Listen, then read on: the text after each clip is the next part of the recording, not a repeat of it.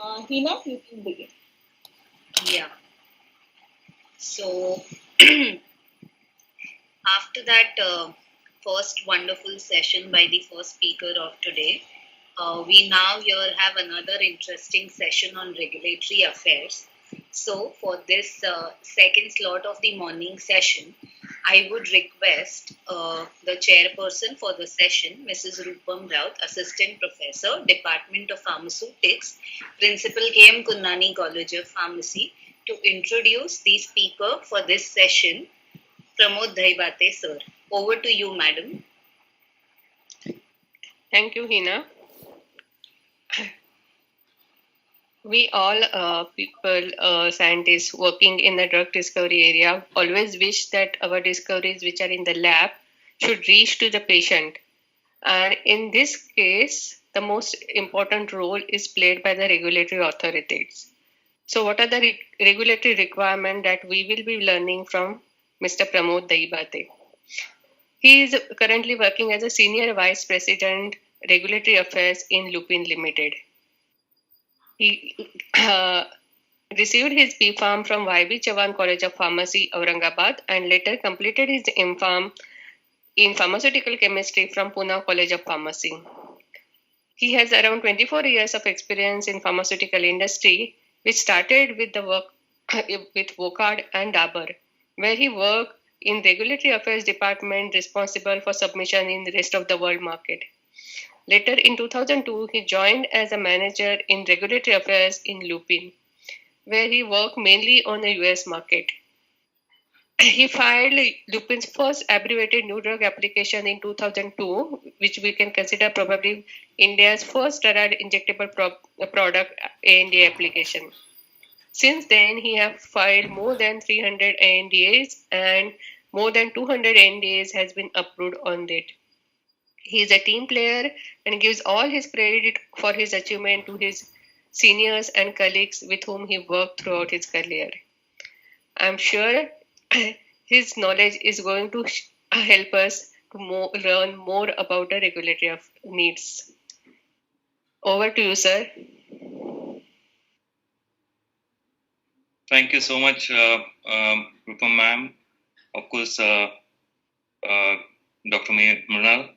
When I say Dr. Mrinal, of course, this is in the capacity of she is a professor. Even though we are friends, I need to respect her profession as well as position.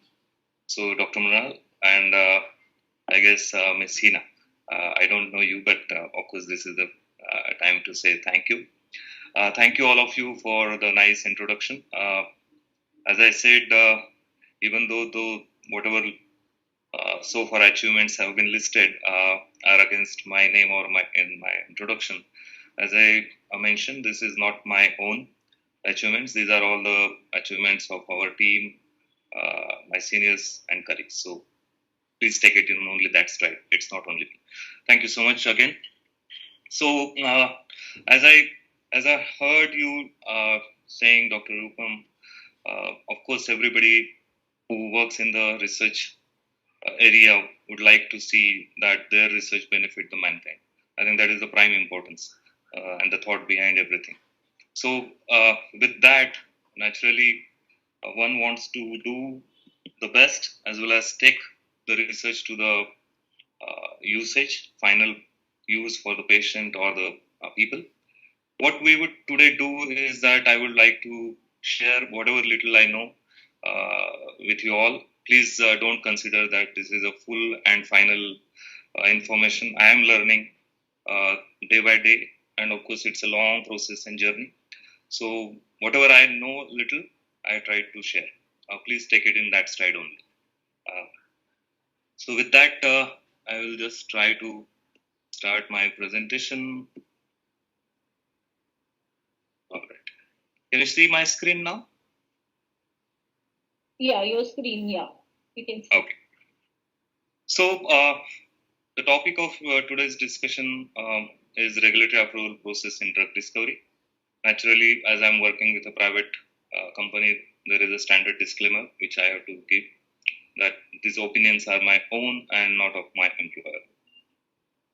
So before we start actually the process, going into details, I guess everybody would be interested, like what is the current situation? What is the pharma market overall? Which are the companies which are leading these areas? So I thought it would be useful to figure out some information which will be really good to know. So if we see today, the top 10 pharmaceutical markets worldwide based on the 2020 sales, US stands, of course, at the top because of the pricing as well as new drugs. China is coming up because of sheer size and population. Japan is the third one, followed by other Europeans, and then also Latin and India, which will be followed afterwards.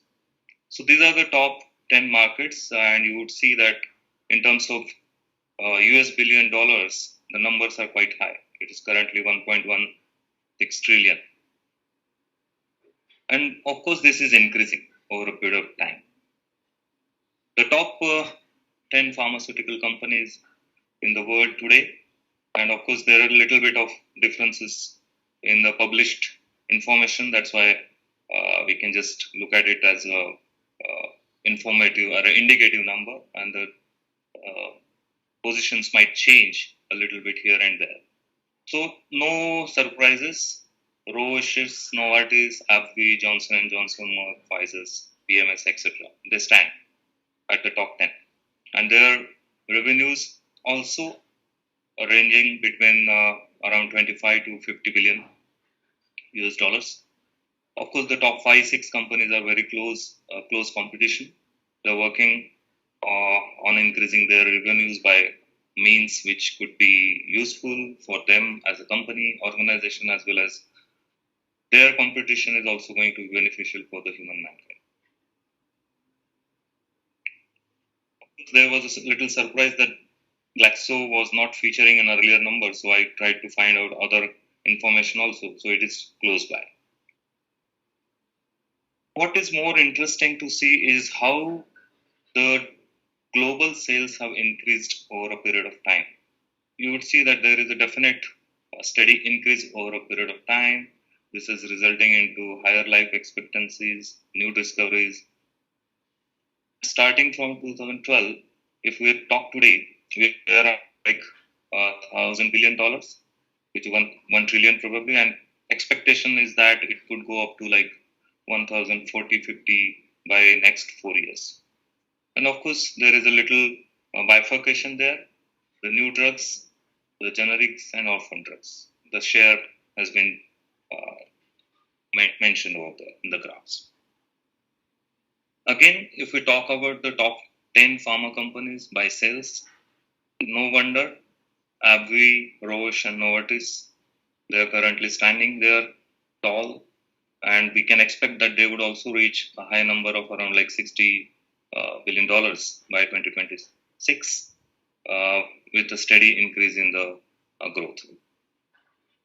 Now it leads to the thought process that where their research is going on, what is the spend which is being involved in the research and development activities across the world for the pharmaceutical market. So the pharmaceutical markets, as you would see, it started, say, for example, if we talk about 2012, it is somewhere around $137 billion, and now currently it is somewhere around 200 plus. So it is also steadily increasing, and it will be worthwhile to note in the next slide the companies who are spending their high percentage of revenue into research so that they become successful and they are able to bring new drugs or new therapies to the market for the benefit of patients as well as an organization. It is beneficial for them as well. So the next slide, as we were talking about, you could see that what kind of percentage of revenue is being spent on the R&D. AbbVie, while we could note that it is probably the number one company going to be there in 2026, they are spending almost like 8% of their revenue. And as high as 14%, which is being spent by Roche. So typically it would range between 7 to 12%. That's the normal average. Of course, it will also be interesting to know what is the split of overall medicine spending in US dollars by geography, product type, and disease areas. This could also give us a little insight. We may not, as expected, majority of markets are developed countries, US, Europe, Japan, and others, followed by China, and then emerging markets like Brazil, Russia, and India, followed by the rest of the world. Product types, majority of market is captured by the brands, which are the original brands, then others followed. The disease type or the areas, majority of disease area is non-communicable, followed by communicable, and notably the highest percentage could be oncology.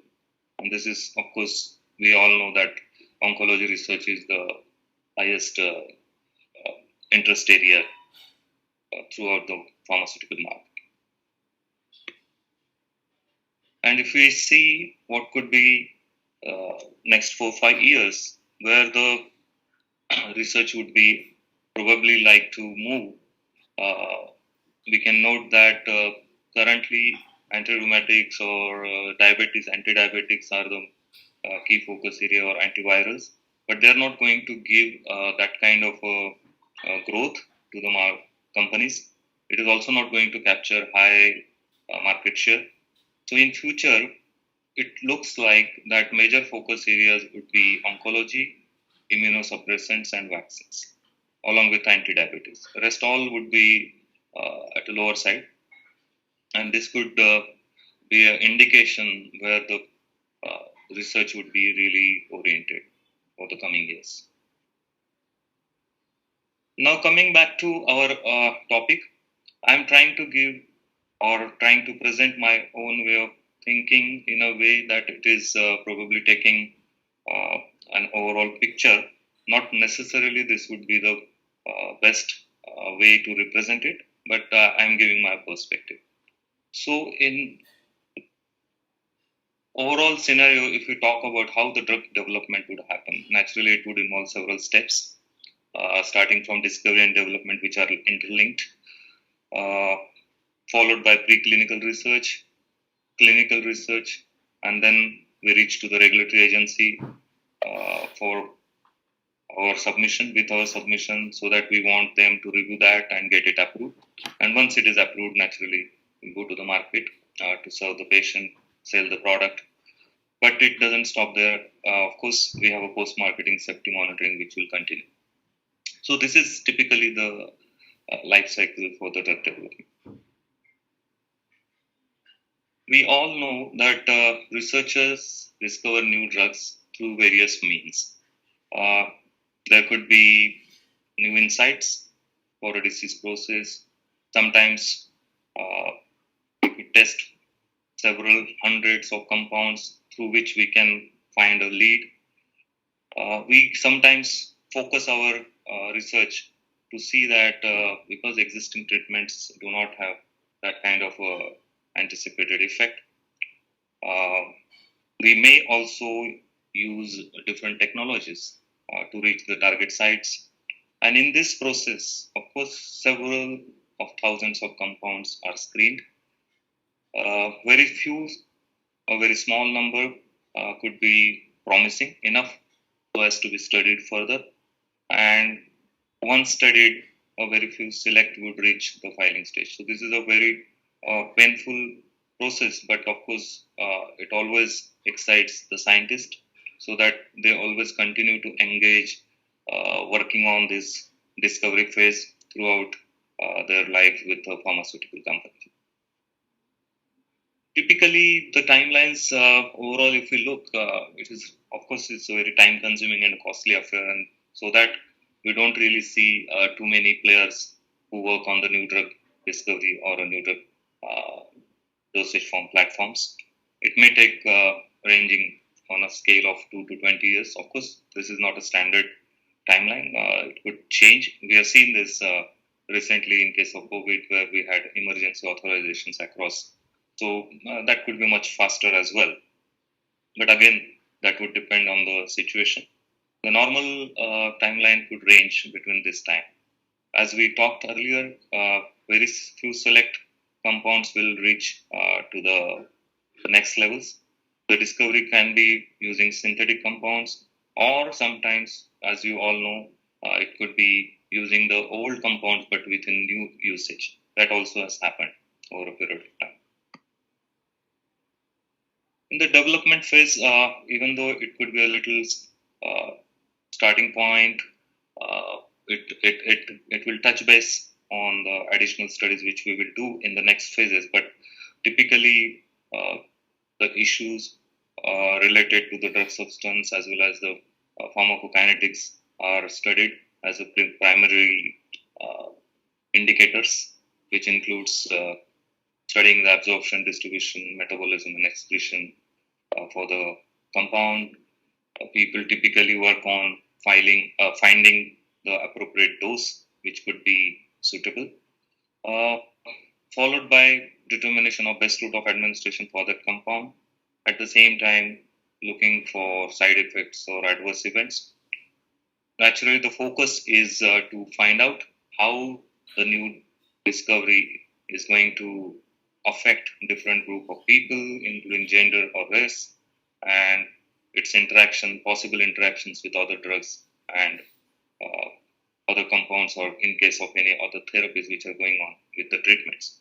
So the efficacy is always compared with the similar drugs. So this is a very preliminary area wherein people would try to find out how we would find this new drug would behave in future formal studies. As you all know, the preclinical research phase typically would evolve around the pharmacology and toxicology areas, which would include the determination of physicochemical properties of the drug substance, for example, solubility, pK, or polymorphism, which would probably impact the overall absorption of the drug substance as well as the stability. It would also involve studying more detail about the absorption, distribution, metabolism, and excretion. Same thing goes further to find and establish the dose, suitable formulation identification, which would be dependent on the properties of the drug substance as well as the kind of disease which we are treating, or a target area where we want to actually find the usefulness of that particular compound. At the same time, there are some limitations with respect to formulation. So the formulation process is very critical, even though you have a very good, effective compound, but if you really do not have a process to formulate it the correct way to a finished product, which would be useful for the patient, it is of no use. So the manufacturing process identification, development, and scaling up will also play a lot of role. The studies which will be conducted in animals to prove that the toxicity overall criteria or the performance of the drug substance and overall toxicological feature, conducting the reproductive, genotoxicity, and carcinogenicity studies. At the same time, companies would really look towards establishing their foray to protect whatever they are actually trying to develop, and which could be useful in future to get it to the market and establish their market share. So intellectual property protection also comes into picture probably around this time. The clinical research naturally is related to the studies which will be conducted in humans, and mainly they are conducted, as we all know, they are conducted by following a specific protocol. And if we talk about the protocol which would be used for human studies, naturally there will be several questions.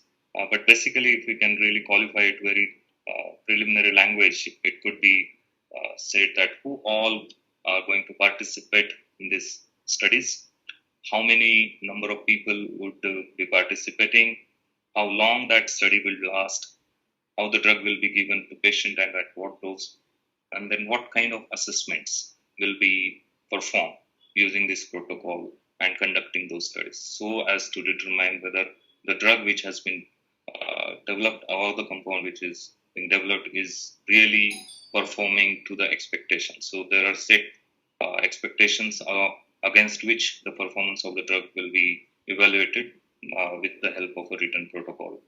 And naturally, to avoid any kind of a bias, there will be a control group which could be included. These are the typical questions which you all know will be part of, or which you can think that could be part of a human study protocol.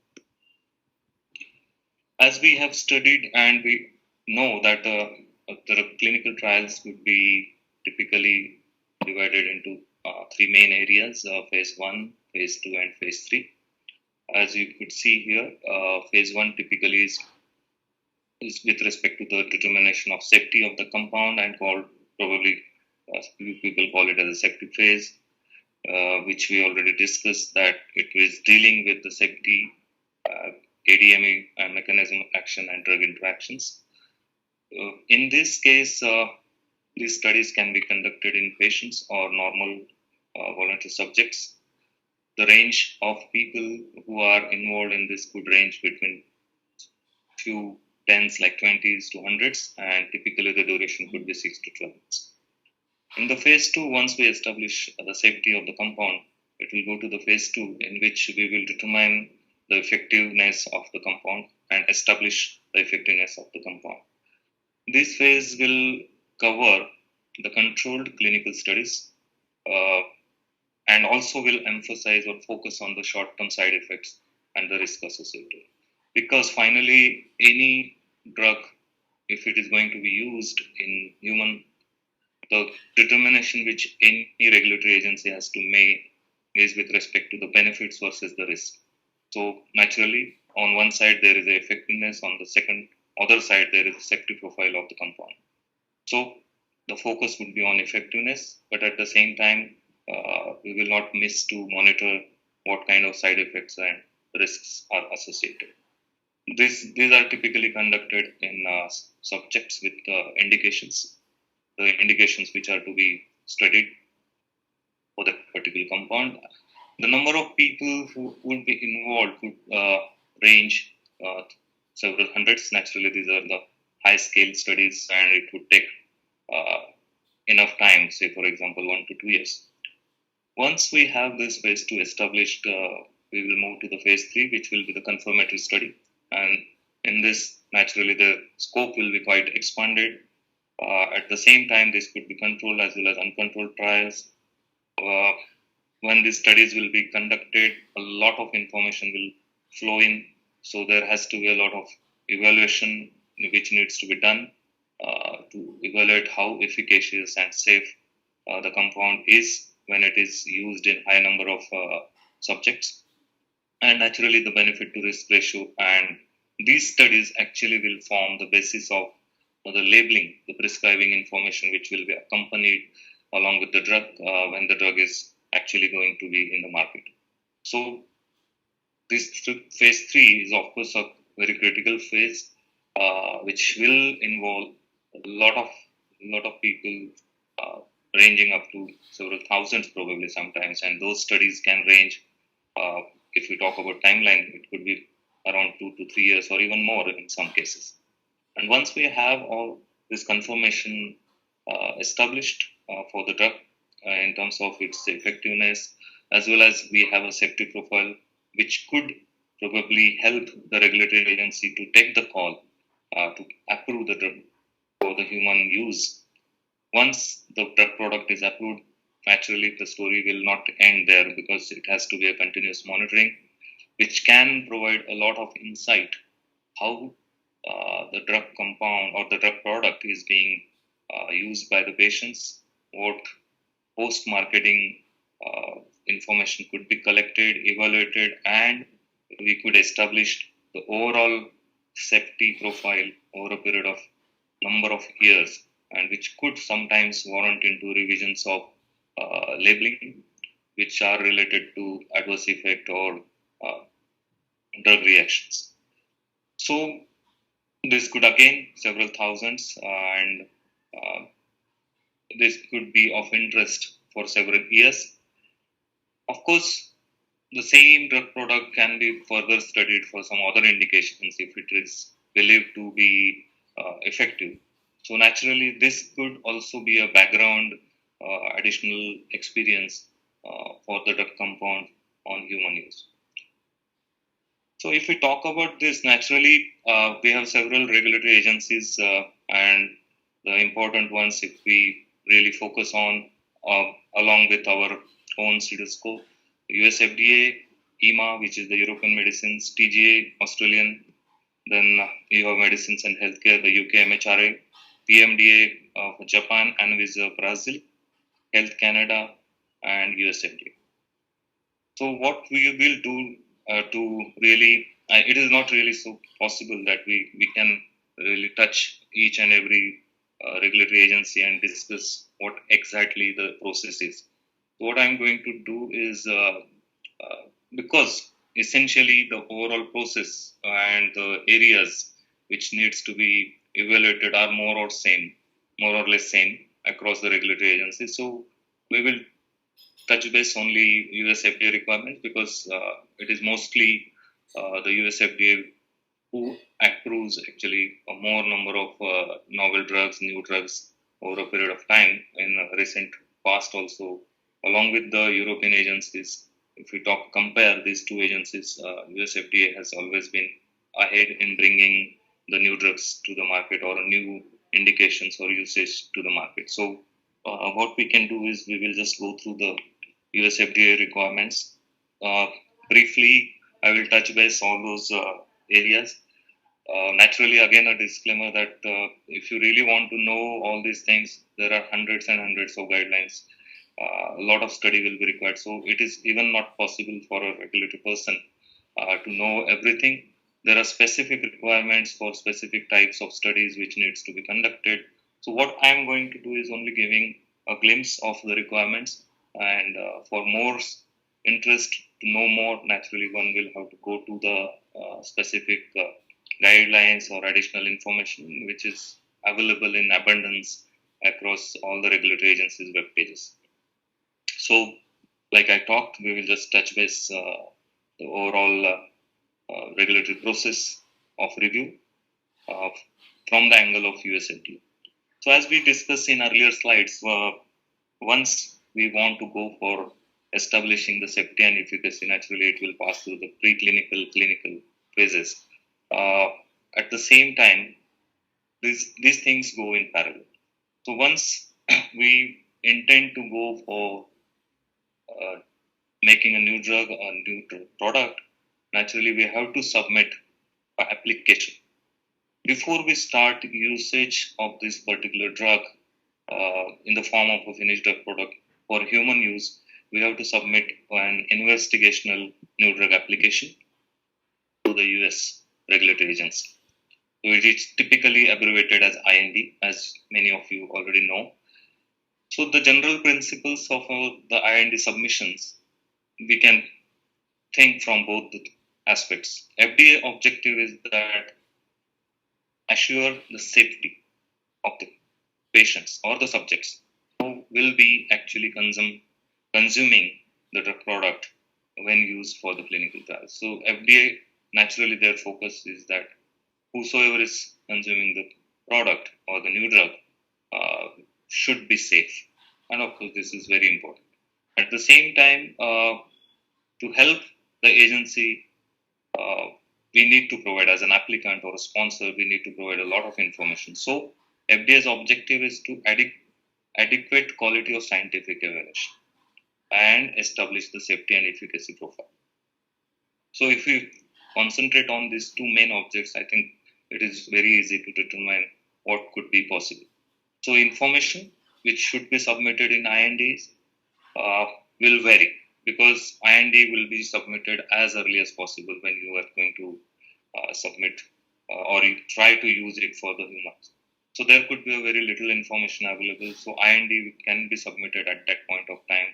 Even at that point, not enough information will be available on the drug substance, the complete characterization, establishment of the specifications, which are the critical quality attributes, everything not necessary that it will be established. So this is the evolving phase. So IND once submitted doesn't stop there. There will be several amendments which will happen for any changes in terms of the specifications, additional data, the even on the drug substance, drug product, as well as the studies which are going to be conducted. So there will be always a flexibility evolving around. But as we move forward, that flexibility will be getting little fixed so that it will be a focused area. So the information depends on novelty of the drug, extent studied earlier. If a lot of information is already available, naturally there could be enough information which could be submitted at the start itself. But if it is a novel compound, novel usage, not necessary that a lot of information is available. So the focus at the start is to have a general plan and protocols which will be used for human studies that will be submitted to the agency for evaluation, so that there is an agreement between the sponsor and the agency that this is the way this needs to be studied. And later on, once there is an agreement, it also is important to fix the standard formats which should be used so that the data availability and evaluation becomes very easy. As we just talked about, amendments as appropriate needs to be submitted over a period of time.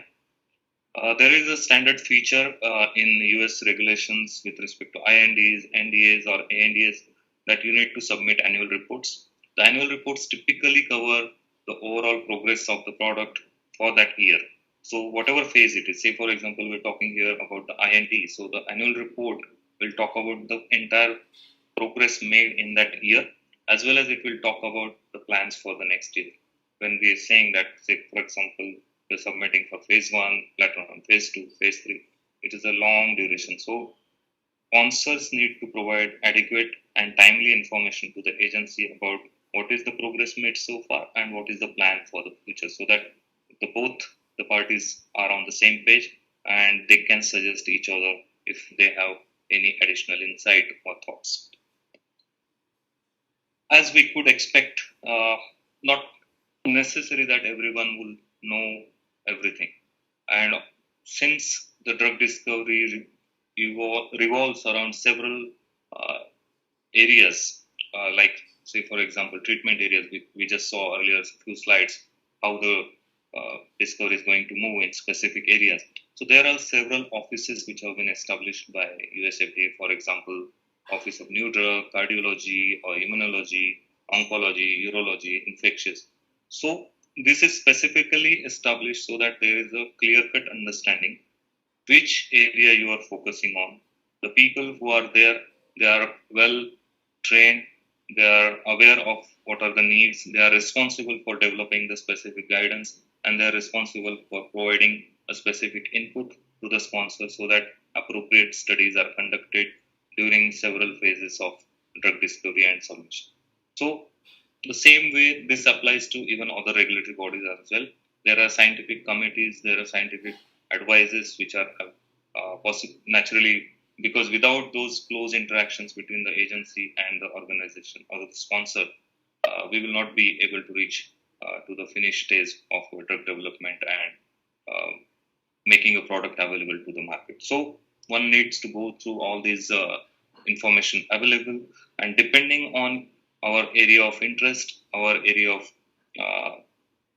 focus, we need to have specific information studied, because there are hundreds of guidelines which are available, how the drug needs to be developed, how this particular area needs to be studied, what should be considered as a part of designing a protocol or study, what centers will be used, and what kind of good laboratory practices should be followed. So there are a lot of areas which will be, of course, involved in this.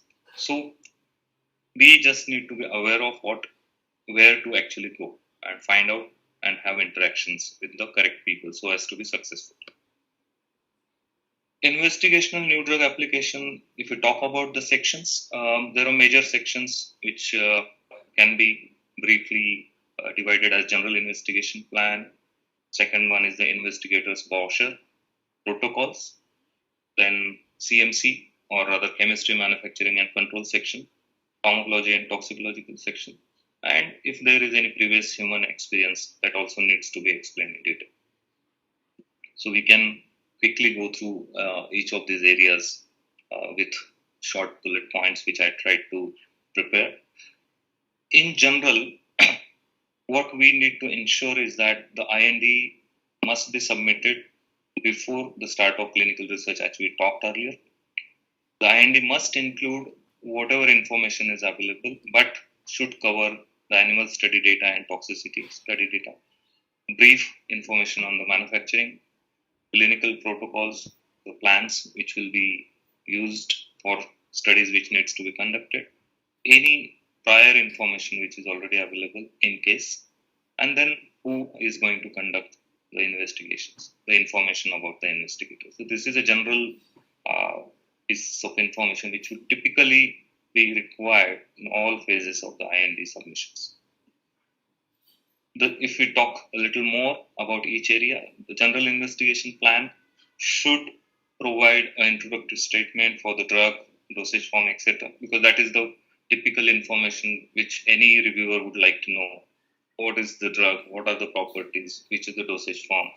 So that they can probably think of what could be the probable route of administration, what could be the probable usage, and then they can determine what data is available and how it is related to these areas.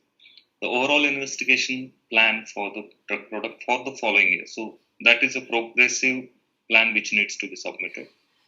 For each kind of study which we want to conduct as a sponsor, we need to provide a rationale why we are planning to conduct these studies, what indications will be studied, which area will be studied, what is the general approach which will be used to evaluate the drug when it will be subjected to certain studies as defined in the protocol, what kind of clinical trials will be conducted, and then again when we talked about the prime focus of any regulatory agency is the safety of people who are involved in the studies. So naturally, the number of patients or subjects who will be undergoing these kind of studies, the estimated number of patients, and any risks which are anticipated.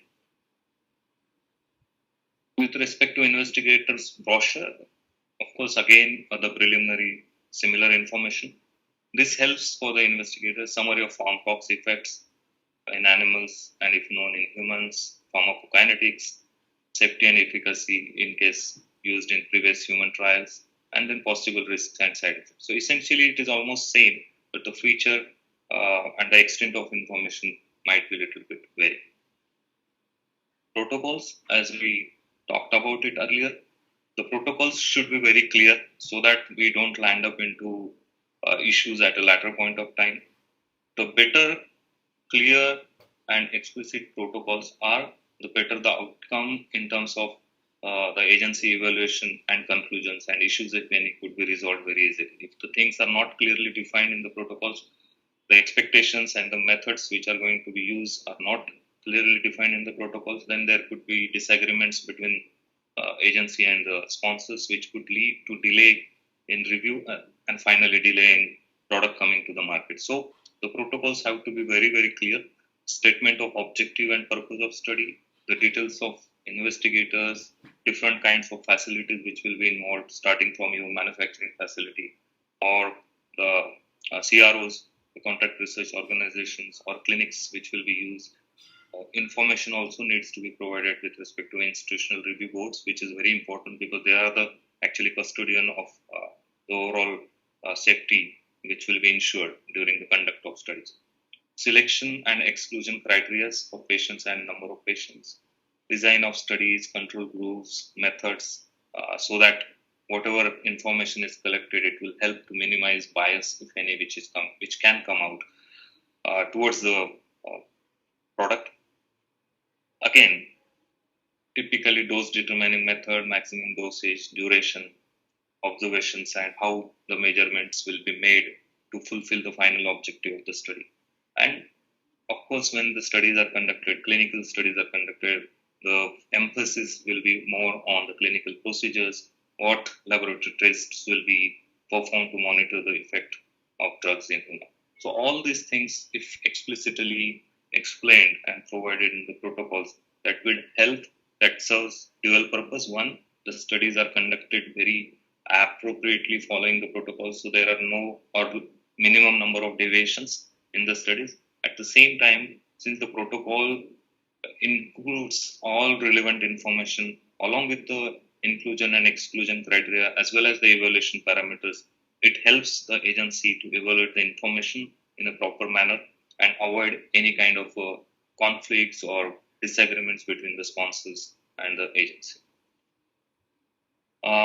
If we talk about specific little differences between the phase 1 and phase 2 study protocols, phase 1 study protocols are less detailed. They could be a little more flexible as compared to phase 2 and phase 3. Again, the similar information, so I won't go again in more details about that. The phase 2, phase 3 studies are more detailed, explaining all the aspects because they need to be conducted in a large group, higher number of subjects or patients, and then those needs to be monitored very closely. At the same time, whatever alternatives or contingencies are to be followed during the conduct of studies, those needs to be defined before conduct of the studies. So that is the most important difference between the phase 1 and phase 2, phase 3 studies. Chemistry, manufacturing and controls information, we touched a brief earlier, but this is again a very important piece of information along with the most important piece of information about the safety and efficacy. The CMC information, as it is typically called as instead of chemistry, manufacturing, controls, every time people use CMC. So CMC information, as we discussed earlier, can vary as other pieces of information depending on the timing of the overall development of the drug and the drug product. Whatever information is available at that point of time, which should serve the purpose as well as provide the adequate information for the agency's evaluation, that should be submitted. It could vary over a period of time, as we just talked. Typically, we should provide information on the identification, quality, purity, and strength. These are the main features of a CMC. So finally, any drug substance or drug product will always have these 4 characteristics: identification, quality, purity, and strength.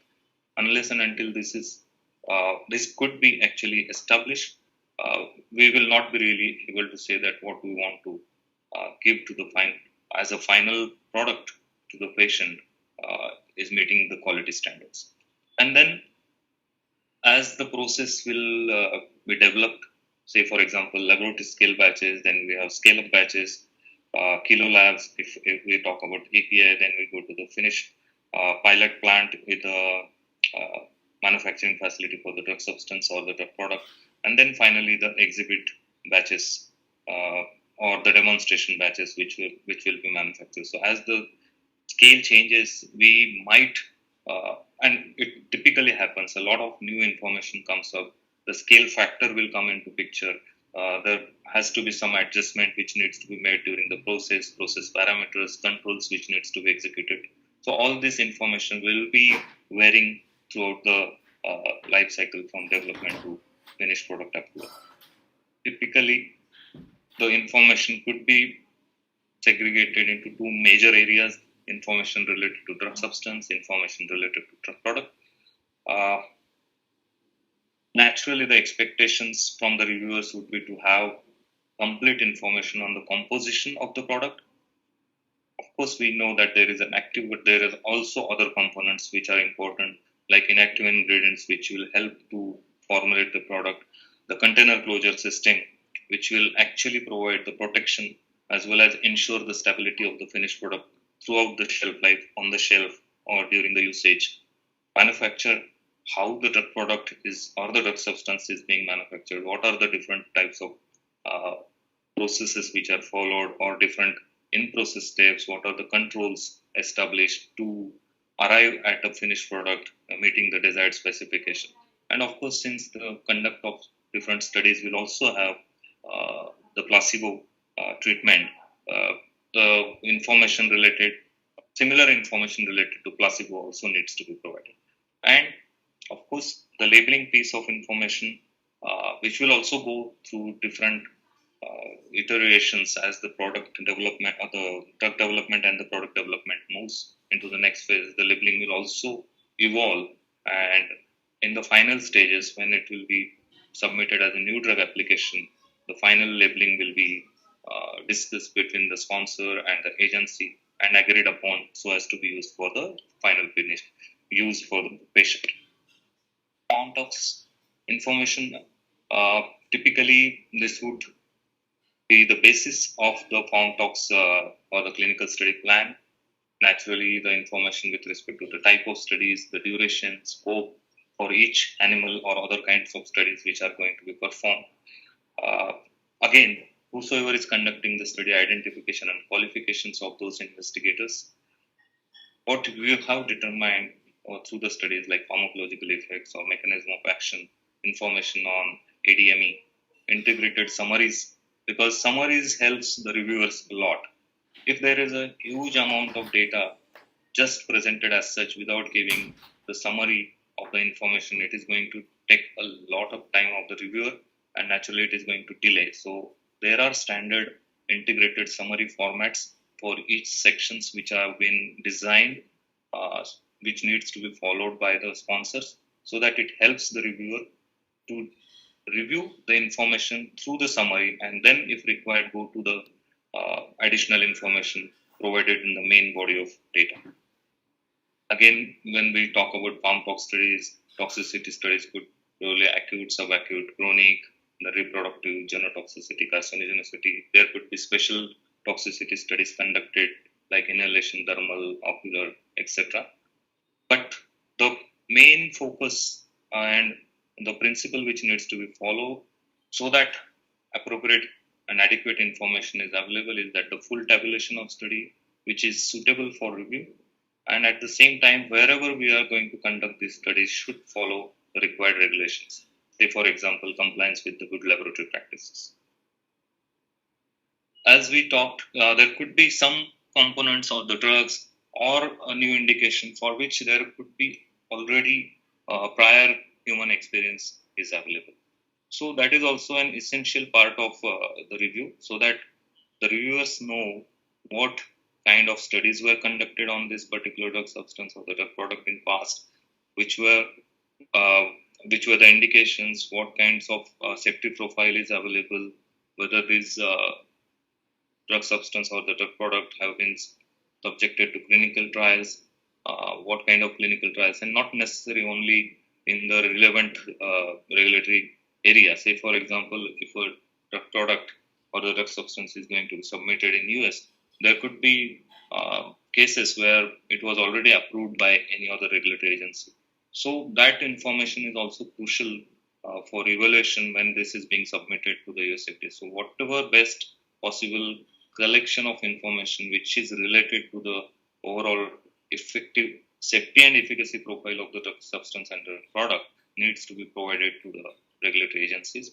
Of course, if marketed outside US, say for example, and that will apply to all regulatory bodies, they would like to know that which are all the countries in which this drug product was marketed and whether the drug product ever was withdrawn because of the safety and efficacy reasons. So that is the most focal point of their review. In case there are some published literatures which are available, which are not that direct insight or information, but they are of less general information, but they can still be included as a published materials under bibliography. So once this kind of information is included in the investigation new drug application, naturally it moves to the next step. Of course, as part of any application review, we would expect that there would be certain administrative actions which would be actually defined as a process. So investigational drug can be used in clinical investigations only if the IND is submitted, meeting all the defined regulations by the sponsor, and investigator conducts the investigation as per the defined regulations. But at the same time, once the IND is submitted, the regulatory agency also have a time-bound review which they need to conduct. So each IND has to be reviewed and commented within 30 days after the receipt of it by the agency. So the investigational drugs which are already included in the IND can be shipped after 30 days of receipt of the IND, and then investigator may administer it. However, if there is a clinical hold which could be informed by the US FDA, one cannot really move to the next step unless the deficiencies are resolved. So the clinical hold is issued by US FDA to hold or stop the proposed or ongoing investigation within 30 days of receipt of the IND. So there could be a proposed study which was supposed to be conducted. We submit an IND, today is day 0. Within 30 days, if FDA comes back and say that this is not acceptable, we have certain deficiencies which needs to be discussed, naturally that will come under the clinical hold. That could also be applied when there is an ongoing investigation, say for example, and there was a new proposal which is submitted to the agency. They may probably want to stop it. At the same time, the typical examples of clinical holds are mostly related to if the design is not really adequate and well controlled. So that is the most prominent factor for US FDA to issue a clinical hold. However, the clinical hold, the number of clinical holds are very minimal because there are so many guidances, so many information papers are available or presentations are available. Earlier approval packages are available. People would study all those things beforehand before they submit the IND to the agency. So in case there is a clinical hold, there will be discussion on the deficiency which have been identified by the agency. Sponsor and the agency will work together to resolve those deficiencies and move to the next step. So once the deficiency is resolved, the clinical hold is taken out. Typical review teams will involve project manager, medical officer, chemist, statistician, pharmacologist. So all you can imagine which could be related to the review of the drug substance or the drug product will form as a part of the review team. And this will vary depending on the regulatory agencies. Someone will have this kind of composition. Someone will have some different nomenclature. But essentially, all those people who are qualified and required to review the information which is to be included, those all will form a typical review team naturally.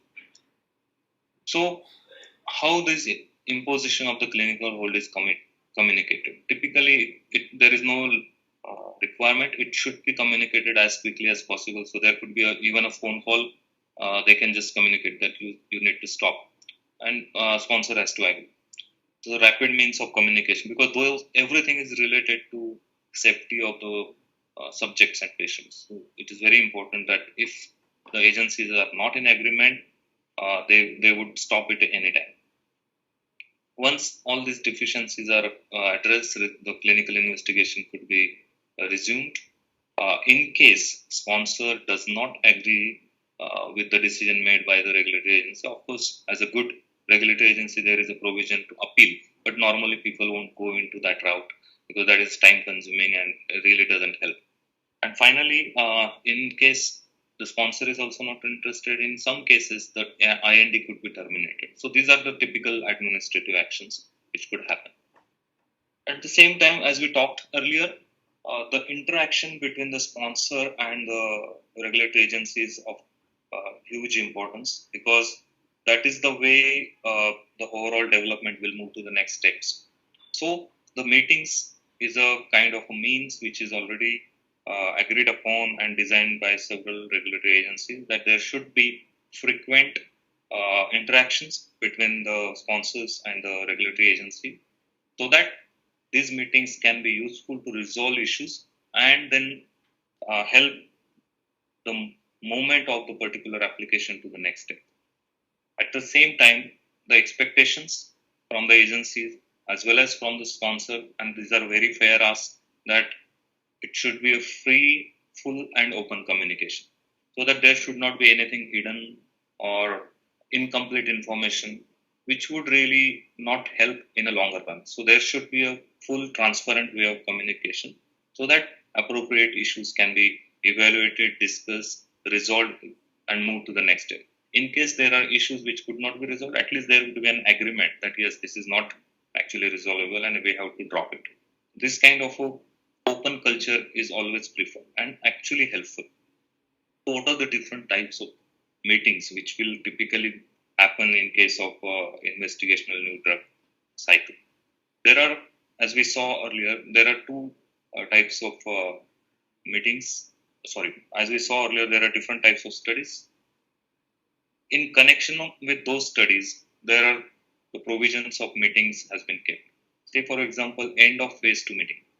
So before going to the phase 3 trial, this meeting is very useful to evaluate how the studies have been conducted, what is the data available from the phase 2, and because phase 3 trials are quite large on high number of subjects or patients, there will be a detailed evaluation, and it is always better for the sponsors to get it confirmed what they are going to do is also acceptable by the regulatory agency, because the phase 3 studies are a major commitment for the organization, because it will involve a lot of money, it will involve a lot of time as well as resources. So it is always advisable to take the benefit of these types of meetings so that there is a clear-cut plan of action, the types of studies, the protocols to be followed, and what kind of assessment will be conducted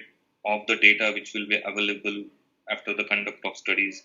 So all these things the sponsors and regulatory agencies can discuss mutually and agree upon, so that later on there are no disagreements or there are very less chances of differences of opinion on the outcome of the data. So these kind of meetings are very important. Once we have these meetings and the minutes of meeting are available, typically FDA won't really go back or change their opinions. In general, it doesn't happen. So when these meetings to be requested, so basically we need to give time to the regulatory agency so that they can accommodate their schedule. So general advice is request 1 month in advance, discuss, review, and have all the material which are essential to make that meeting successful. Provide all the information to the regulatory agency, make them believe that you have been studying, you are well prepared, provide them all the comfort as well as the confidence that you are going to take care of the requirements in the best possible way. So that is the key to have the successful meeting. But as a sponsor, one cannot really miss these important meetings. Apart from this end phase 2 meeting, naturally, we submitted an IND, we decided on certain plans. On phase 2 completion, we provided them protocols. Say, for example, our plan for studies. We discuss and agree upon the way of data collection, data evaluation, and assessment strategy. What are the statistical parameters? Everything we discussed earlier. Then, before submitting the NDA, now we are moving into the new drug phase. So IND was used to conduct the studies in humans. Now, from the regulatory pathway, before a drug is marketed, it needs to be approved.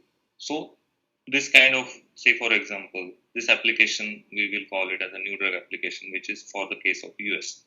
For different regulatory agencies, there are different names. So, just for the sake of US FDA example, there is a new drug application. So, before submission of the new drug application, there will be a pre-NDA meeting. And this is a very important milestone as far as the overall drug discovery and approval is concerned. This should be used to resolve any problems which could come. There should be an agreement which are the types of studies which needs to be done so that we can prove the effectiveness of the drug product and agree upon what is the definition of adequate and well controlled beforehand, so that later on there is no disagreement. At the same time, because each new drug application also has to undergo a pediatric effectiveness study, one needs to provide what is the status, whether it is already undertaken or there could be a commitment which could agency agree upon and give an approval, but that will depend as a special case. Also, most important aspects of the quick review and approval are the standards which needs to be followed for the format and presentation that would be used to provide the information to the regulatory agency. So if there is a beforehand agreement on the standards and format, there is no further clashes of opinions. Of course, there is a standard common technical document format which is already available, but still there could be some additional things which could be discussed between the sponsor and the regulatory agency so that we don't land up into surprises afterwards.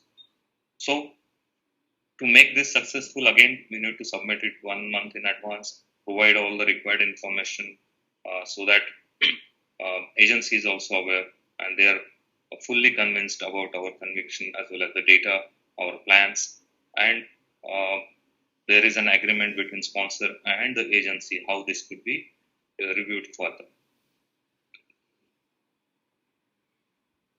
Now we are moving to the new drug application. Yeah. So in this case, if we talk about the major sections of the new drug application, again, they are mainly evolving around the drug substance, drug product, chemistry, that is typically called as chemistry manufacturing controls, as we talked earlier.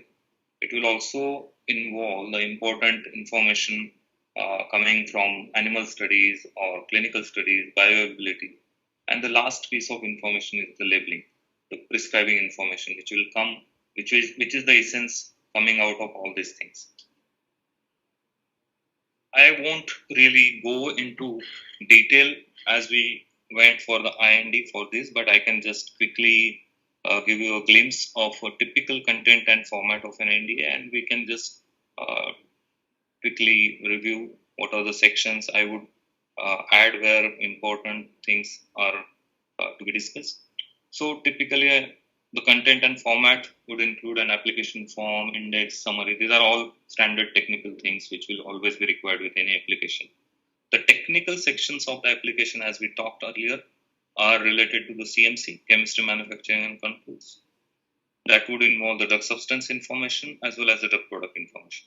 Now the CMC information, there is a huge amount of data, as we also have a huge amount of data, in fact, in multifolds for the clinical, non-clinical data. CMC is not that huge when we talk about the volume or the content, but CMC is also a very important aspect of the new drug application. So all relevant information with respect to drug substance and drug product, agencies would like to see how this product batches were manufactured, how the drug substance batches were manufactured, and see exactly the documentation. So the executed batch records for the drug substance and drug product. As we talked earlier about the non-clinical studies, the pharmacological and toxicological sections need to provide all the information to that effect. The human pharmacokinetics and bioavailability sections will talk about the information related to this. Microbiology section also needs to be discussed, including some molecules could be like anti-infective, so their microbiology section is more important. At the same time, if the drug product is sterile or injectable or any specific kind, additional information on the sterility assurance will come into this chemistry manufacturing, but at the same time, some relevant information could also be in the microbiology. Clinical data section will provide all the required information with respect to the studies which were conducted in different phases, different kinds of indications which were studied, and the protocols and study reports, along with the case report forms and all the specific requirements to be provided, to be made as defined in the guidelines. Statistics section will talk about the overall evaluation of the data in terms of statistics so that an appropriate decision can be taken on the safety and efficacy of the drug product. And as we talked earlier, pediatric use section is also an important area because each new drug has to be studied in pediatric population before it could be really approved. Unless there is a waiver approved by the agency, the pediatric use section is also required to be provided.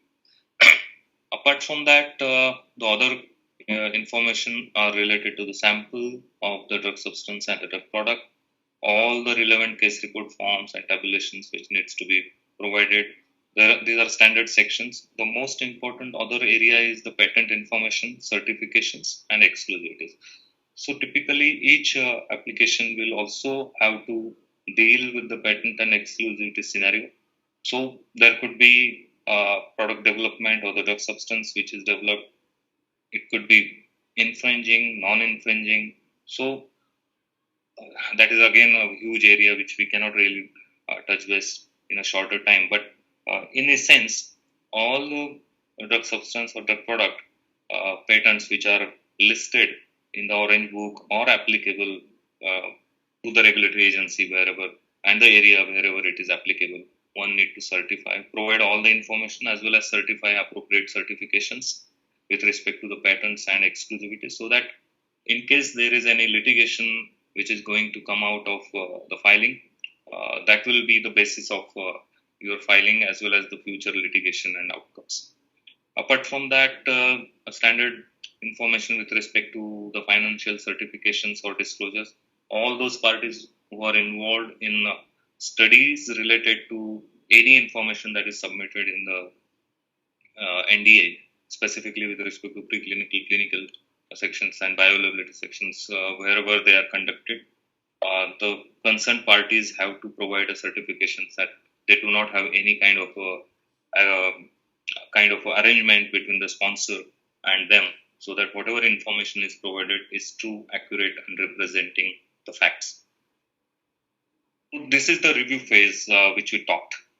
So now we saw the investigational new drug phase, then we saw the new drug application. So regulatory application review, overall the information is now available with the agencies. So typically there is a life cycle of the filing to approval, and that involves several stages. Also, there are defined timelines which we would see in the next slide. But typically what happens is that it starts from the review meetings internally. The agency reviewers of different sections are assigned their responsibilities. They review their respective areas. Then there is a standard review meeting involving all the reviewers of different disciplines. They come together, they discuss their findings, they find out and come up with deficiencies. Those needs to be sent to the sponsor. And there are defined mechanisms and the timelines through which this information is sent back to the sponsor. Sponsor needs to respond within stipulated time frame to the deficiencies completely and adequately, so that it is resolved and it moves to the next step. So essentially, review meeting, application is reviewed. They review the labeling. At the same time, another major area of the review is, apart from the overall sections and all the information which is required by the IND or NDA, is the facility inspection, because the drug product and the drug substance and of course all the associated areas needs to be complying with the required regulations, whether it is the CGMP or the GLP as the case may be. FDA has a mechanism, and so do other regulatory agencies also, to inspect the facilities which are involved in these kinds of studies, so that they can ensure that whatever data has been generated in support of the IND or a new drug application or any matter, for that matter, any regulatory application, is accurate. The standards are followed, whether it is a manufacturing, testing, or development. So, facility inspection is also an essential part of the review by any regulatory agency before moving to the approval stage. So, this is how typically it is handled. Of course, there are certain possibilities. Even though there are standard timelines, there could be faster approvals depending on the particular candidate's suitability. The faster approval tags, or they can be classified. So we can look at that as well. So in past and overall several years, if we talk about USFDA, there are certain designations in which the sponsor could get the new drugs approved quite faster as compared to the standard timelines. So these are actually, I tried to prepare one slide on that. Some particular products or the therapies could be given a fast track designation or a breakthrough therapy, or some applications or supplemental applications could follow accelerated approval pathway, and some could be given a priority review designation. So what are the qualifying criteria in all these cases? We need not have to go through each and everything. We can go through it at a later point of time. But there are specific criteria which needs to be met so as to qualify these designations, which would finally help in getting the drug or product approved as quickly as possible. Because, and this is again a very common sense, agencies have a target to bring quality medicine to the general public. At the same time, they need to ensure that those products which are coming for usage in the general public needs to meet the quality and safety and efficacy standards. Unless and until there is any novelty in that, you won't get any priority, because that will be same as Me Too compounds, which will be the Me Too new drugs. If we have something which could qualify as a breakthrough therapy or a fast track designation or accelerated approval, agencies will review it and approve those requests and then help in getting those drug approvals faster. For example, if we submit a priority review application along with the NDA or a efficacy supplement, which FDA has to review within 60 days, as you could see the last line here. So typically a standard application would take 10 months to get it approved. But if we have a priority review, then you can get it approved within even 6 months as well. So that all depends on the type of application and how it qualifies in meeting those qualifying criteria.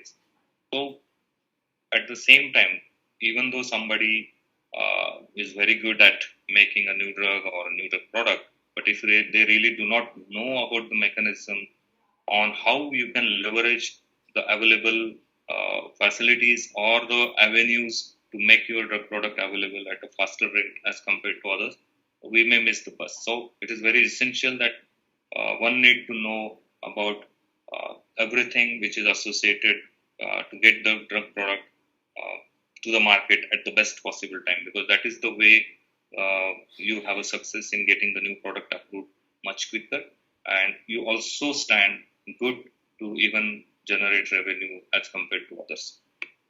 So as we talked earlier, typically a new drug application will be reviewed within 10 months. Say for example,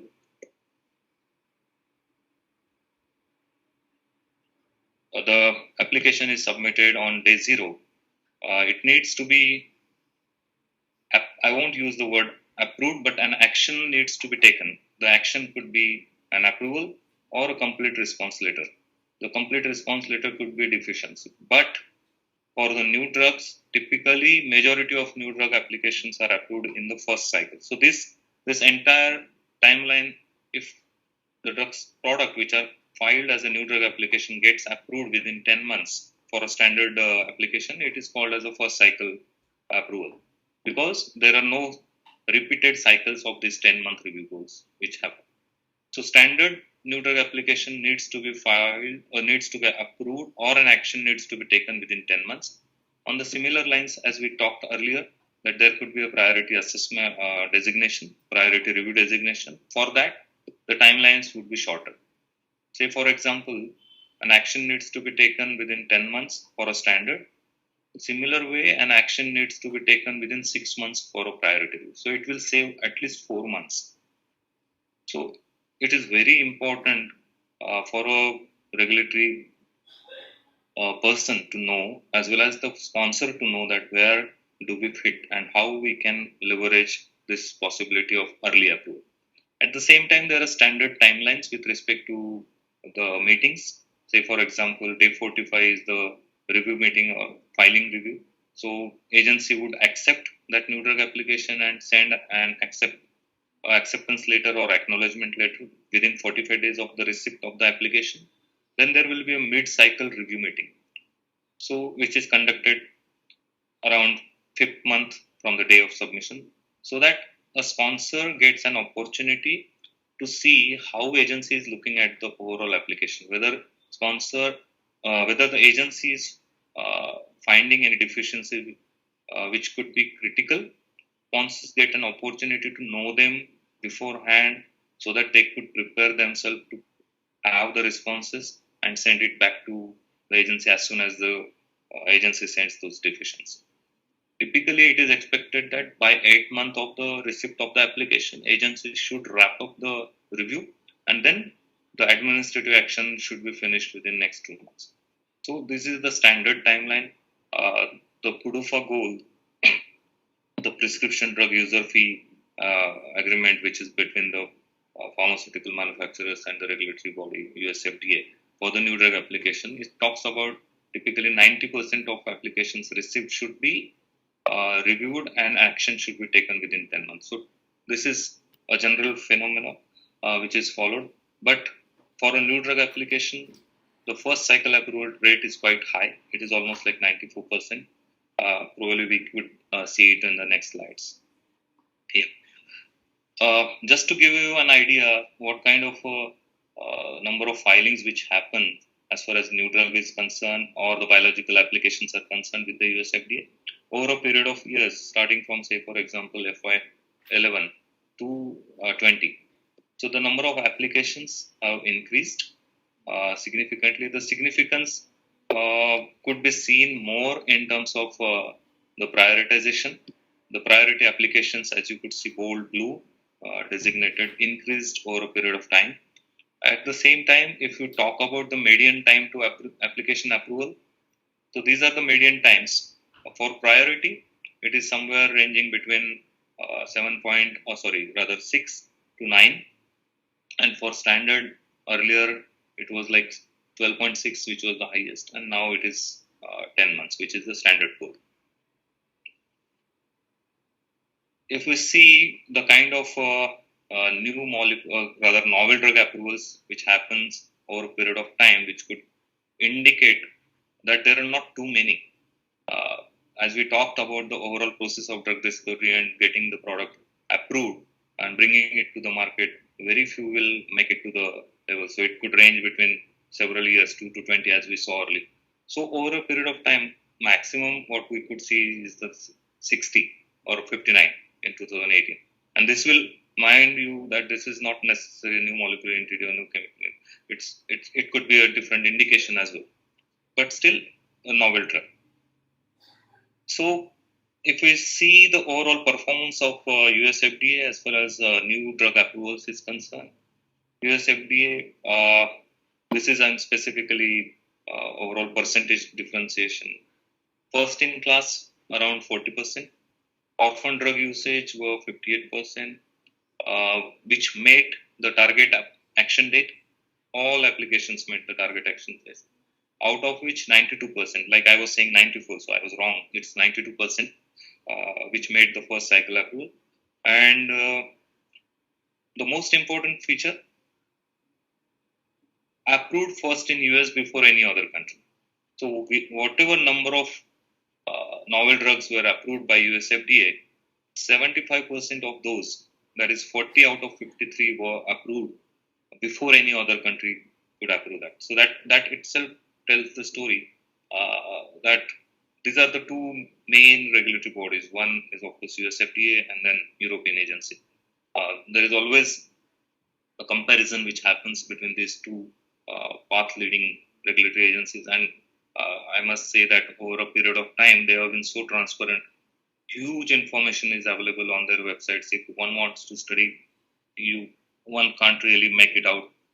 It will need several years. So one needs to be very careful which areas one needs to review, whether the team could review everything and then come back with their feedback. So coming back to the point that US FDA is the leading regulatory agency which could bring more new products to the market, and that's why I chose this as an example to describe the overall development to approval process. So that now we have reached to the approval stage. After that, as we saw in the first slide, that this is the last step of overall drug development, which is the post-marketing safety monitoring. So once the product is approved, naturally it will be used by human beings as a patients who are going to use that. Naturally, they are going to experience certain adverse events or they will face some reactions. So, to gather all this information in the best way possible and evaluate it, and then go back to the sponsor to make those essential changes in the labeling if required, or if there is a life-threatening serious adverse event or safety issue, stop that product from continuing to be on the market. So there are mechanisms that each regulatory agency has designed. US FDA has a MedWatch form. Anybody can fill in and provide that information to the regulatory body that I took this particular medicine and this is what I experienced. I know this is not part of the prescribing information or whatever they want to say in the common general public language, and they will evaluate it and continuously monitoring the performance of the drug product which are on the market, and naturally this forms the post-marketing safety monitoring phase. So in summary, as we saw, this overall experience of drug development to bringing the product to the market can be summarized here: the preclinical, the clinical, and the review and approval process. As we know, very few candidates will move to the subsequent phases. As you can see, I'm not going to really discuss everything. This is just to give you an idea. But essentially, across the globe, each regulatory agency will typically follow the same way. There could be some nuances related to each regulatory agency, but this is what is typical. And just to and just to prove that, and just to give you an idea, if we talk about the EMA, the European Medicines Agency, it also talks about the same things: research and development, scientific advice, evaluation, authorization, access. That means bringing the product to the market, safety and monitoring. And in the same way, there are certain timelines. So this is how typically it will be dealt with across the globe in different regulatory agencies. The most important thing which we were talking about as far as the post-marketing and MedWatch, these are the top defect types. If we evaluate the product quality defects during the last 4-5 years, say for example, which is published here is around 2016 to 2020, we could see different types of quality defects and their percentages. So most of the defects, if we talk about, are related to the device as well as the product quality question. And then there are a few others like packaging, then adverse event or reactions, and some contamination kind of issues, some product failures, labeling or others. So what it tells us actually, this tells us that there is always a possibility that there would be issues even if the product is going to be in the market duly approved by the regulatory agencies. So it emphasizes the importance of the post-marketing or the post-commercialization monitoring, the last phase, phase 4. And that's the reason I wanted to really bring this to your notice. It is a continuous monitoring which will and which needs to be ensured so that the general public will always have quality product. So in a sense, I would like to say, and this I truly believe, a very simple but very powerful statement which is always used by US FDA. As we would know that there are several things like computers, cars, mobiles, they always have a kind of a quality expectations by the end users. And unless and until we really find those meeting those expectations, we don't really go for them. And drugs are no different.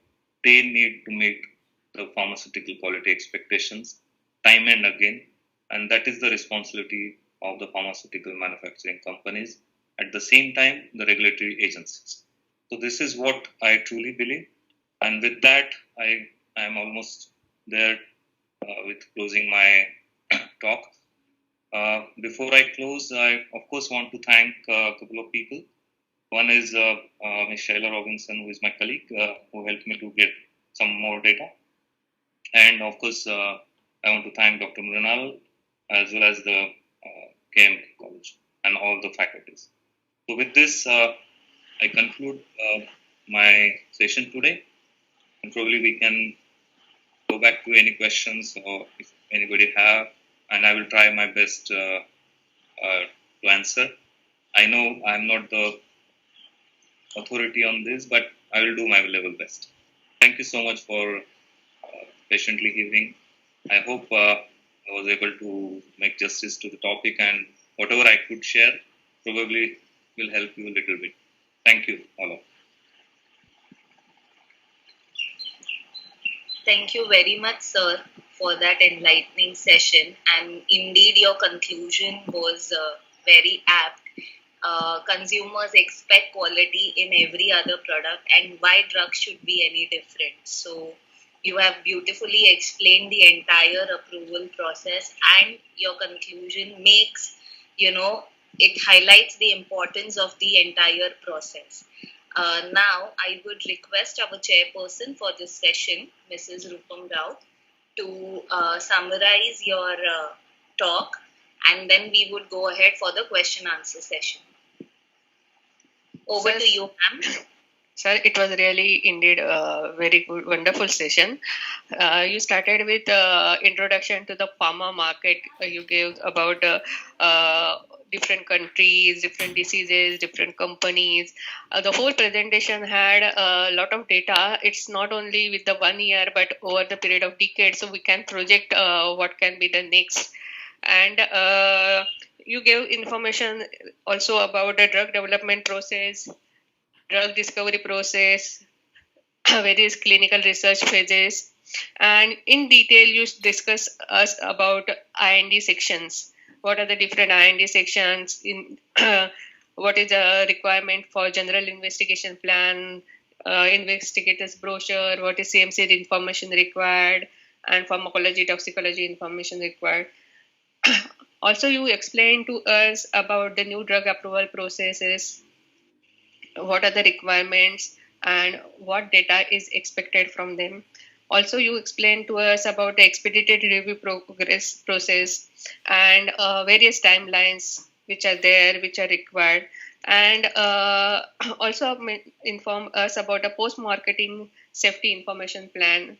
And generally, what we think about is that once the approval is done and once the product is in the market, the responsibility is over, both for the review regulatory agencies as well as for the innovator, but not the same. The post-marketing surveillance and product quality defects, you just inform, made awareness of the additional responsibilities it is there. It is always said with respect to students that if students know what questions are going to be asked in exam, they are able to study well and they are able to study score well. Same way it is like that, if we know what regulatory agencies are going to ask, we are able to develop better product, perfect product in less time. And that is how we should look at the regulatory agencies. They are not just a hurdle in the development process, but they are us holding our hand to take us on the right path. They are offering the services of the meetings and consultations and guidance.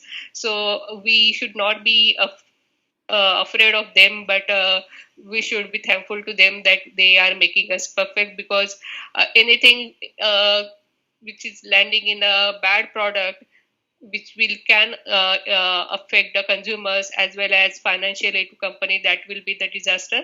So better to take the precaution while developing, and that is what is highlighted in the whole process. So thank you very much. And I guess there are some questions to the audience.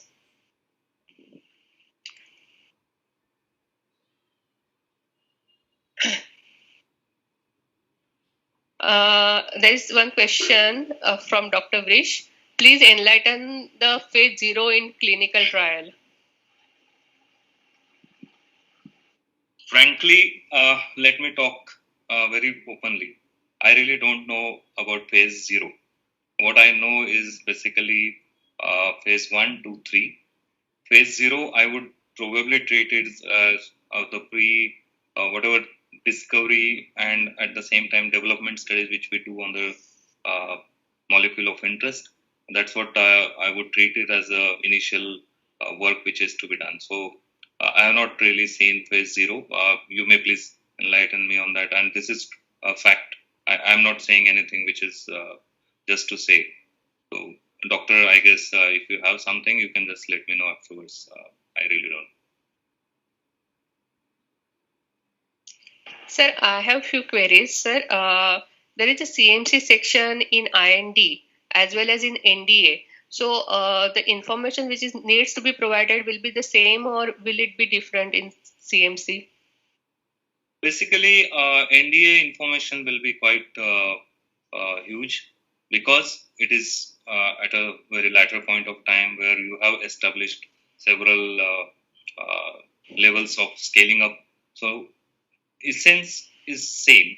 That is the information on the drug substance, information on the drug product, but IND very brief information. When you go to the new drug application, it is quite vast. So quite a huge detailed pieces of information and data needs to be submitted when it comes as an NDA.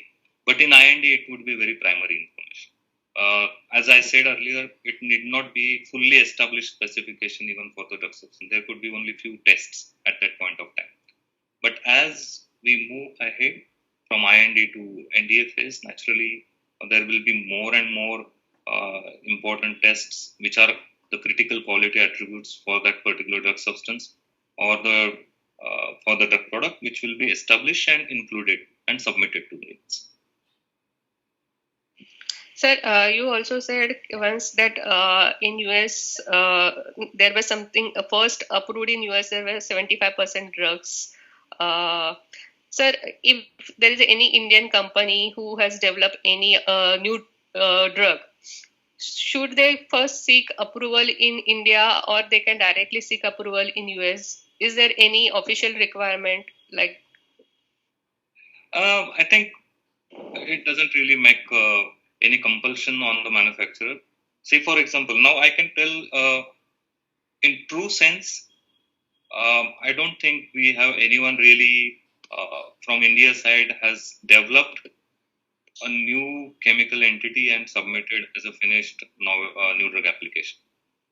New drug application typically they are either as a new drug application based on certain studies which are conducted, whether it is a 505(b)(2), which is a hybrid kind of application wherein you rely on safety and efficacy information already approved from the already approved product, and you don't do some bridging studies like bioequivalence studies or a limited clinical study. So there is no compulsion. Coming back to your question, there is no compulsion that we should go for the DCGI first. But of course,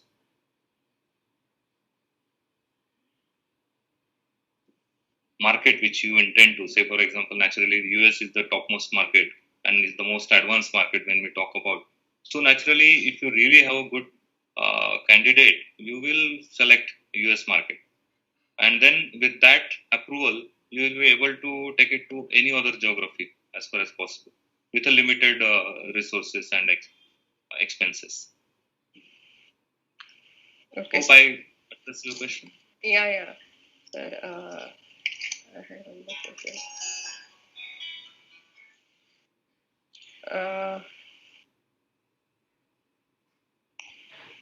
Sir, one more thing I wanted to ask you. Now in Mumbai University and many universities, final year students are introduced to regulatory affairs subject as part of mostly under pharmaceutical jurisprudence.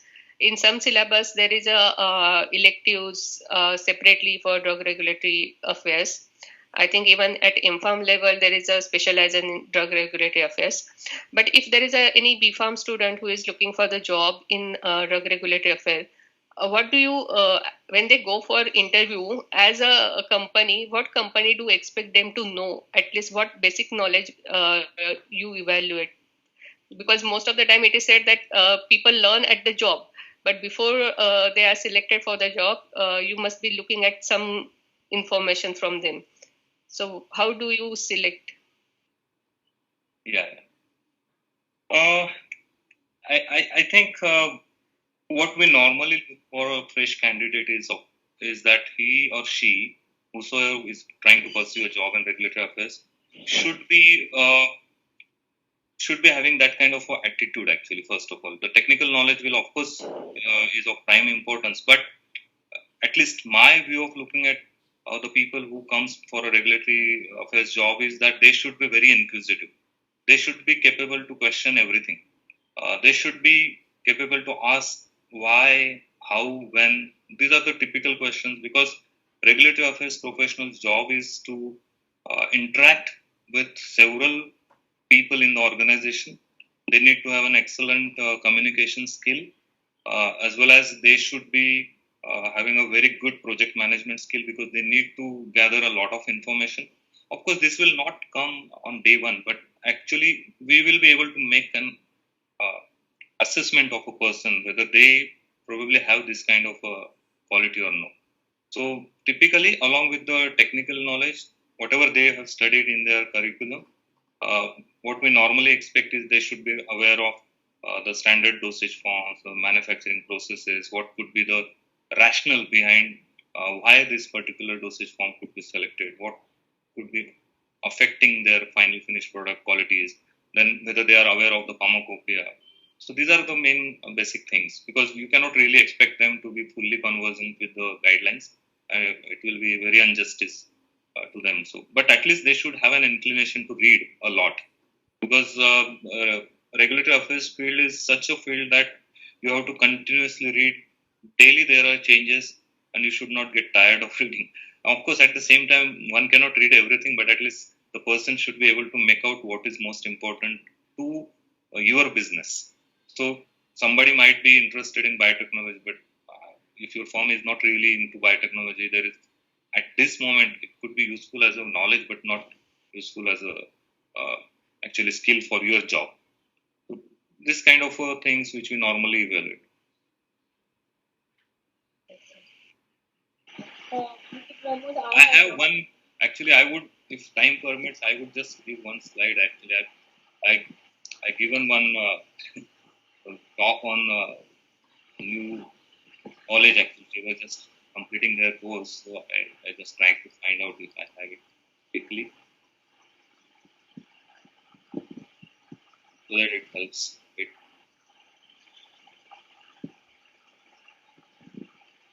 Pardon me for the time it takes.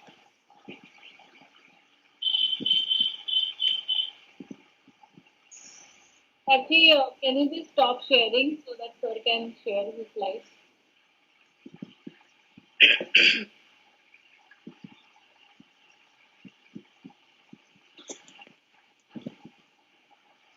Prachi? Yeah, I can share one second.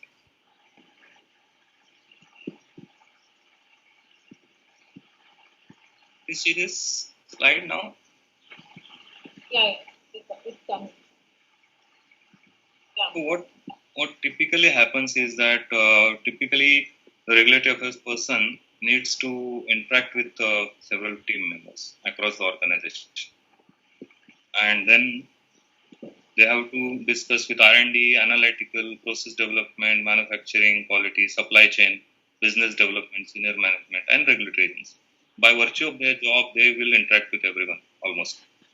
So I thought that what should be the essential qualities of a regulatory affairs person, that they should have subject knowledge and eye for details.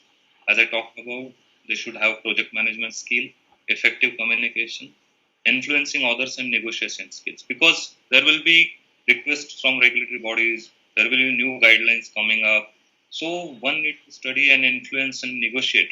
There could be a resistance from the manufacturing and other teams, or naturally. But then you have to have an influencing skill as well as negotiation skills to get the things done. Business importance and vision, because where you are actually working, if you are working in pharmaceutical, what is the company's vision, and whatever is coming out in day-to-day life as far as pharma sector is concerned, if you don't keep an eye and really understand what is the impact, you may lose and you may not be a good regulatory person. So one has to have, of course, this will come over a period of time, and of course, continuous learning. These are the things. Along with that, the things which will never be replaced, as far as I am concerned, these are honesty, integrity, hard work, sincerity, and respect and care. If you have these five, if you have everything and you don't have these five, no use. So, me, these are the most five important things along with others. This is how it is, in my opinion. Sorry for that. That's a good explanation what you have given. Even AICT is trying to inculcate these human values among the students.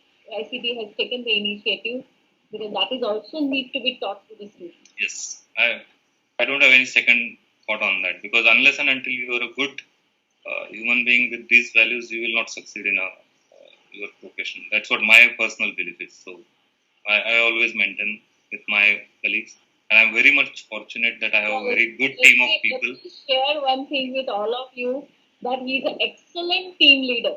I got an opportunity to speak with his many of the colleagues, and the way they were expressing a gratitude towards the way he handles his office, maybe gets the work done, and he's an excellent team leader. And I know that during my college time also he used to coordinate the things so well, so that is maybe inherently present in him. Thank you. I have one question here. That suppose, okay, the product has got the approval, it has come into the market, and during the clinical practices, it happens that physician repurpose the drug. Means that drug may be used for some other clinical condition. Then how does the company has to go for it? Suppose they want to, now repurpose the product because it has been observed that this product is well doing it for some other therapeutic purpose. So then, in that case, what is the process? In brief, you can tell us. Yeah. Same. A very good question. And first of all, thank you for all those kind comments. Coming back to your question, it's off-label use. It's off-label use because this is not published as a part of your prescribing information. But then, naturally, physicians have the liberty to use the medicine as they intend to and they think fit for. So, but if we get this kind of insight that this drug is also useful in other, and that is one part of the discovery which is coming up, is that we all know there are several examples in past also. But then the process will involve the same thing. Investigational new drug, you need to submit, you get, if you have a bridging study, you will have to discuss with the agency what is the pathway, which is the best possible pathway to prove the safety and efficacy for that particular indication and in those particular population which we intend to use. And again, it will go through the same pathway. Say, for example, IND, then NDA. But the studies and the overall data could be limited to that particular indication. Say, for example, you already have a safety profile. If the dose remains unchanged, you already established safety. So what you need to prove is only the efficacy of that in that particular indication and that population. So the study, overall, that data will be abridged one as compared to the earlier one.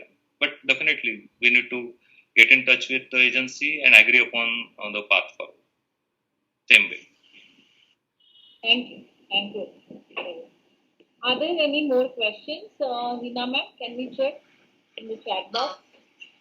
No, ma'am. I can't see any more questions, but there are a lot of compliments. Yeah. That it is a very nice. Please read for sir. That is getting lot of compliments.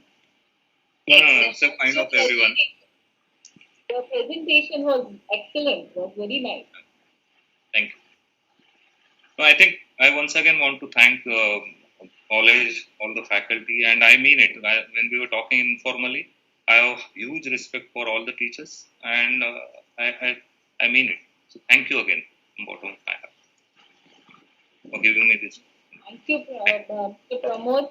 So I know you are very busy, but despite of that, you have given your time for our teachers, and it was really an enlightening session because you have explained all intricacies, in the drug development, means approval of the new investigation drug.